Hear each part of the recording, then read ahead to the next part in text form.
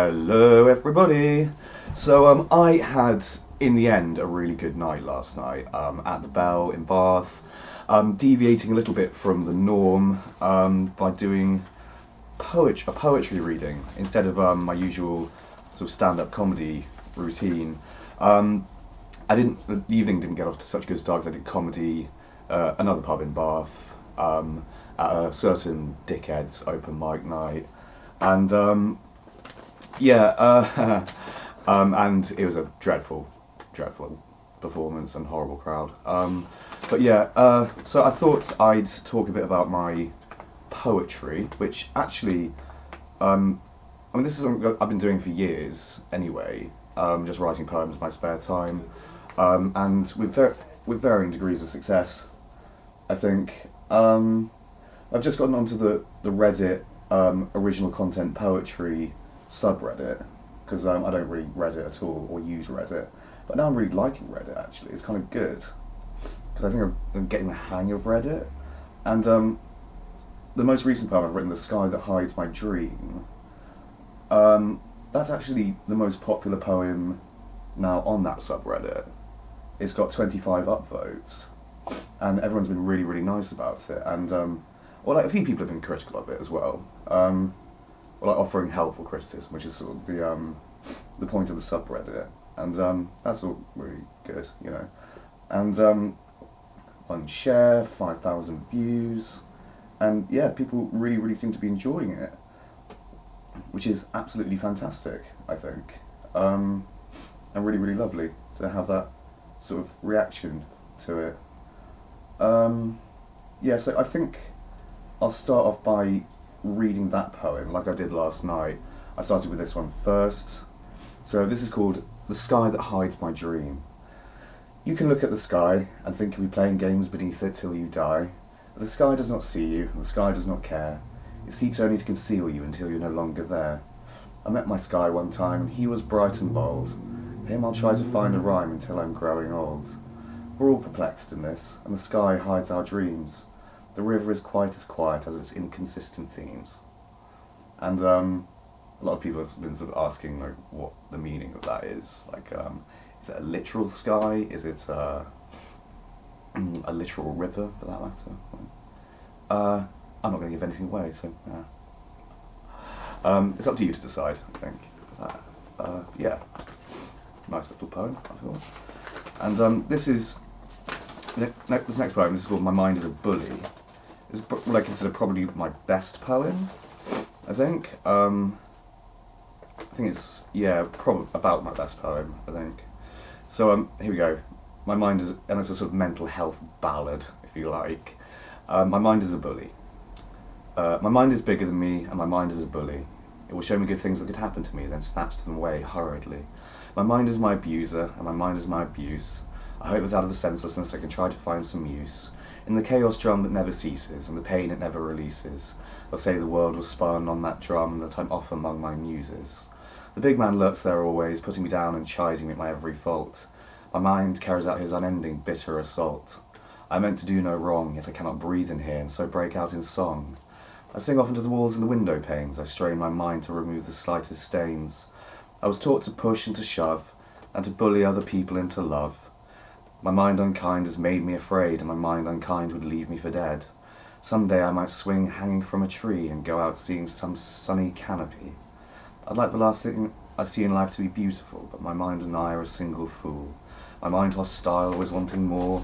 My mind hungers after golden jewels, tooth and claw. My mind belches out foul lying fumes, makes me stink out my dingy rooms. I wish to go somewhere far away, out to a beach and sit in the spray, but my mind keeps me locked in here where there's nothing but misery, pain and fear. My mind tries to climb into me and alter me to fit its design. The design is a constant, unchanging line. It would have me whiter than white and blacker than opaque. It would rob me of a couple of my dimensions and leave my life a fake. But I have developed a counterforce, with whom I soothe the bitter mind's self-biting sores, and sing to it to teach it love and comedy. Teach the wretched arse some humour, how to have a heart, how not to stress. There's more to life than mere success, and that love remains an art. So I've assembled my beautiful spirited team. I enjoy their company wake, and they sleep with me while I dream. I set to soothing the fissures in my mind in a gentler way, and hope my joyful persona remain with me to stay. So I was really proud of that when I wrote that. It was kind of like, some occasion where you have a flash of inspiration and it just all kind of pours out of you. It was one of those. It was a really good experience when I read that poem. Of course I cried. But not as much as... and when I read this next poem on stage last night, I started crying towards the end. I was tearing up a little bit, because it's my favourite poem of mine, and it's the most important poem to me, and it's about someone who's incredibly important to me, and who I love a lot. I've never cried, even though at times in stand-up I've probably had good reason to cry, all things considered. I've never cried after comedy, obviously, never, but I did cry after reading this. So this poem is called For Amanda. I can hear morning now at my window, for the first time in such a long time it seems, the songs of birds twittering. I stand upon the verge of weeping again as I wept several times last night. It feels so good, so human to cry. Wailing as I did through my own grief, thoughts of happier times and happier people. Human now is my great constant in life, and as I move through the veiled, demarcated zones of my own identity, feel at peace for the first time, in such a long time, in the midst of a springtime morning. As ever, my love connects to my own landscape, to thoughts of you, as I lay here weeping, you, every bit as bright and warm as this springtime morning. I see in myself the feeling of life spilled needlessly away through the haze of woodland that crouches before the horizon. Love moves gentle in me again, as I think of my own loves and my one special friend. It is for you, Amanda, as I write these lines, you and your mode of cool, tranquil beauty, the charm of your smile. I think of you and my own Amanda, who is part of me, who I carry in my heart as I shall carry you always. You and I step out into the world, you, my Viola, my Queen Androgyne, my safety, my hope, my merry fellow adventurer upon the happy high road. Almost did it again. It's always that last line that gets me, my merry fellow adventurer upon the happy high road. And what is the happy high road? Road to death, i.e. life,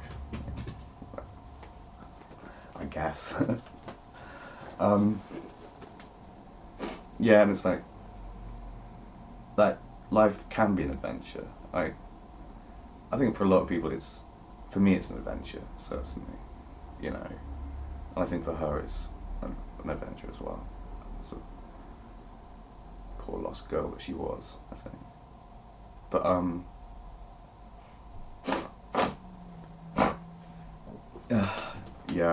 and what are adventures?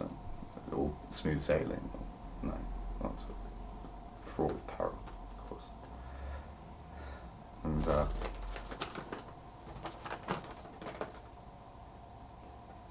reminds me of something I love a lot.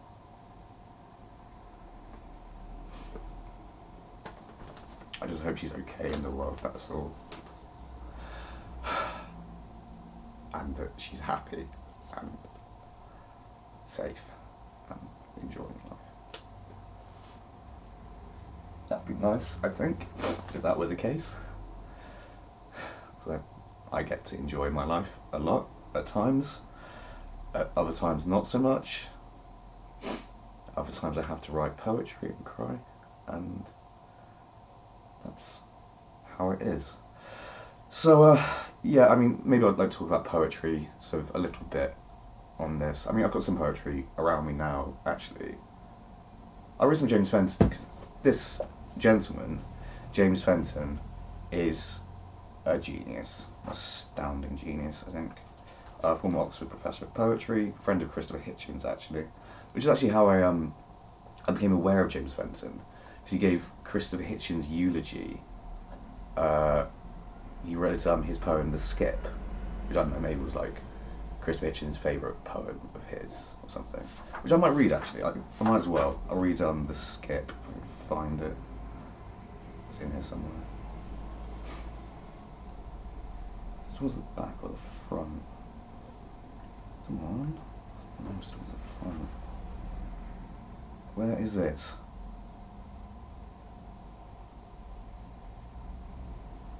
Sorry. Oh, here we go. Yeah, good. Okay, the skip.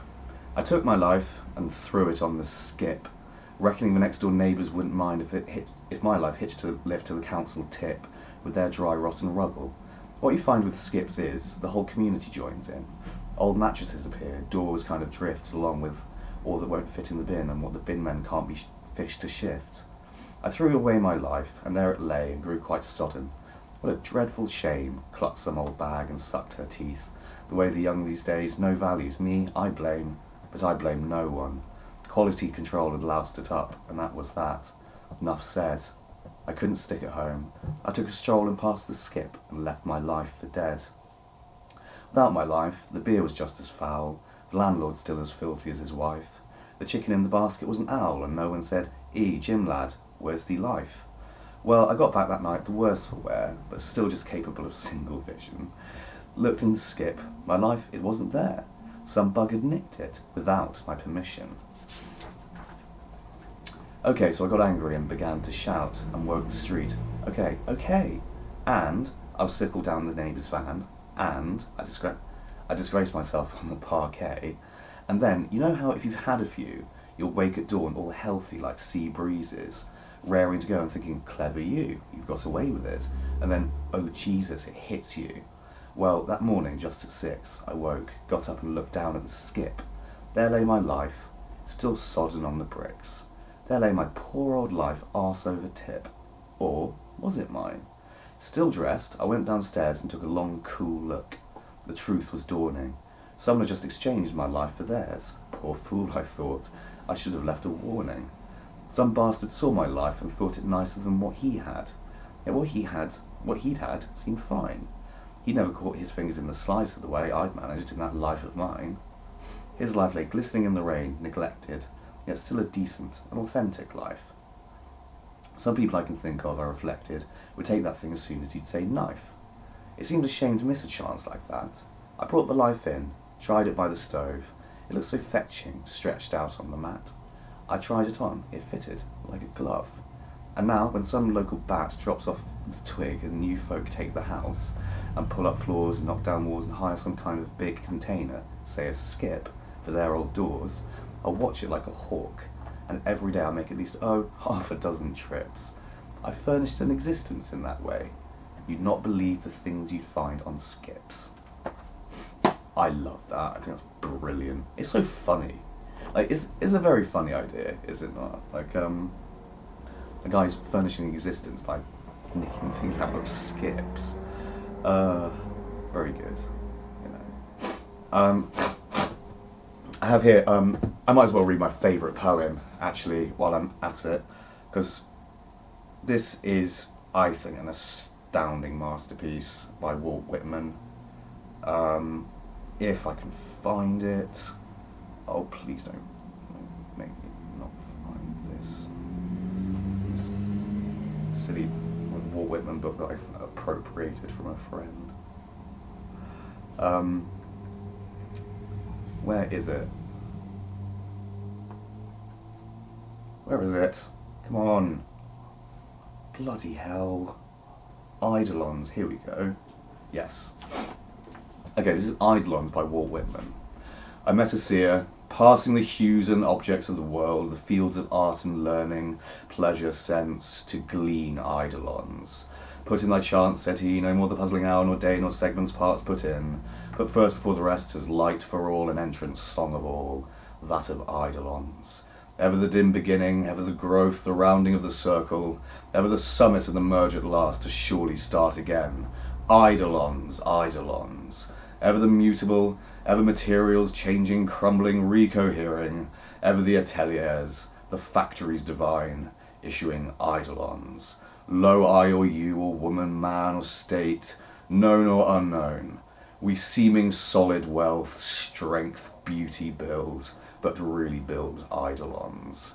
The ostent, evanescent, the substance of an artist's mood or savant's studies long, a warrior's, martyr's, hero's toils to fashion his Eidolon.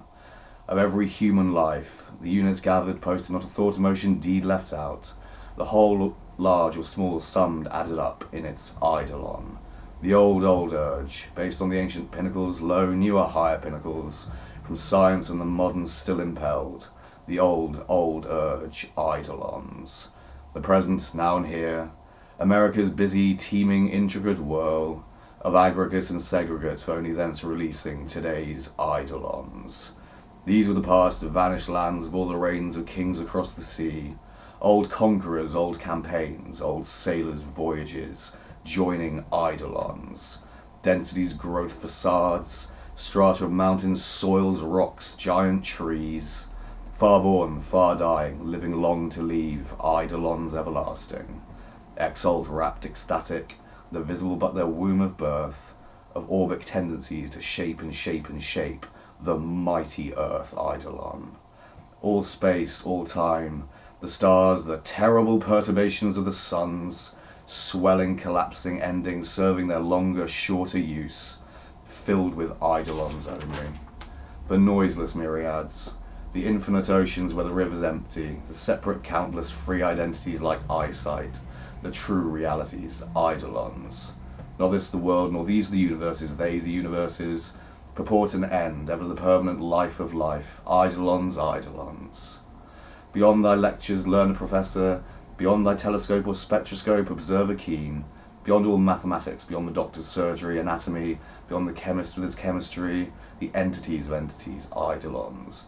Unfixed yet fixed, ever shall be, ever have been and are, sweeping the present to the infinite future, Eidolons, Eidolons, Eidolons. The prophet and the bard shall yet maintain themselves in higher stages yet, shall mediate to the modern, to democracy, interpret yet to them God and Eidolons. And thee, my soul, joy's ceaseless exercises, exaltations, thy yearning amply fed at last, prepared to meet thy mates, Eidolons. Thy body permanent, the body lurking there within thy body, the only purported form thou art, the real I myself, an image, an Eidolon. A very songs not in thy songs, no special strains to sing, none for itself, but from the whole resulting, rising at last and floating, a round, full-orbed Eidolon. The ostent evanescent, like what on earth sort of genius mind comes up with something like that? Just a phrase like that. The ostent evanescent, bloody hell. Like, and yeah, like, you can like feel a bit of like a bit of thunder in my voice when I read that, like, because you have to, don't you? A bit of theatre, no? Like, it's when I read this, like, the first time I was reading, it was the beginning of an edition of Leaves of Grass I was reading on the internet, and I just read this other. Good God. Like, I've never read poetry before. That's what it felt like, almost. I don't know. Like, it was totally new. I was just astounded by it. It is beautiful. It's so beautiful. I mean, what an unbelievably brilliant poem. Could I ever write something like this? No, I don't think so. I don't know. Maybe I could even. It's tempting to say, like, I couldn't, but ever the dim beginning, ever the growth, the rounding of the circle, etc. Ever the summit and the merge at last, is surely starting. Eidolons. What's the merge at last? Does he mean like the end of the universe? Is that what he's talking about? Like there's references in it to science that I don't know, like, if someone in the middle of the 19th century really ought to be like knowing this sort of thing yet. Nor these the universes, they the universes. Or are we presaging the idea of a multiverse? We're in 1876. I don't think that sort of idea was quite on the table back then. But then again, I might be wrong. You know, I might not quite know my history of science well enough, really, to make that, but what's the other bit that, stars swelling, collapsing, ending, serving their longest. Oh, well, no, they did know about supernovae, didn't they? Because Kepler found them. Yeah, so that means that Whitman would have known about that. Yeah. The mighty Earth Eidolon. Wonderful. Wonderful, wonderful. Yeah, a great joy in my life, poetry. It's like, what else should I read? Like, I'll read quickly another poem I really like by William Butler Yeats. Or actually, which one should I read? I read Turning and Turning the Widening Gaia. Or He Dreams of the Cloths of Heaven. I think Cloths of Heaven is the beginning, or nearer the beginning. Like Yeats as well, very good. Oh, I'll never find it, will I? This is what bookmarks are for in preparation of videos. Very sorry, everyone. Oh, okay, I'm just gonna... Whichever, like, Yeats poem I want... It might not be Cloths of Heaven, it might be something else. Whichever comes first. If it's,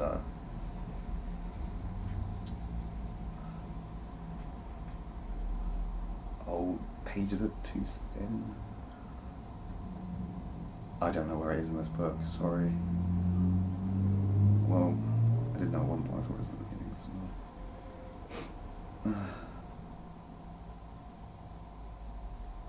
Oh, maybe I won't do this actually. Oh Christ, I'll probably miss it even when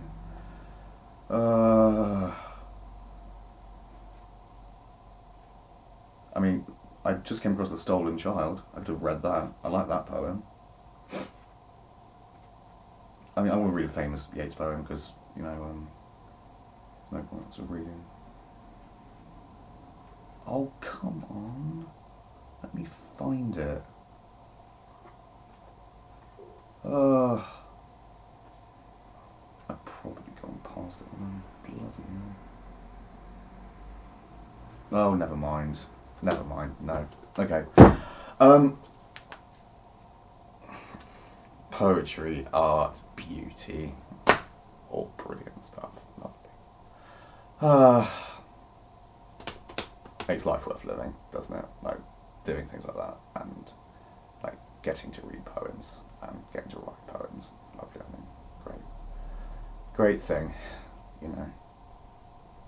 Thank you everyone for watching. I think this has been enough chat about poetry for the time being.